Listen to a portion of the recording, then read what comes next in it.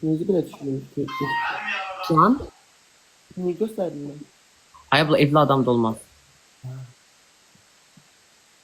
Ben aslında göstərərəm. Prosta indi Ay abla eləmə. Yo. Sən saçım Allah. başım nə gündədir.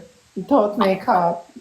Kukla kimi sən, mən səni realda görmüşəm. Kukla kimi sən qələt elə prosta evli adam. Görmüsən mən realda həqiqi? Sən başla. Az bütün günü bir yerdəydim. O ay qız mənim sözümdən məzələli bir ay. O bir ay mən keçərəm.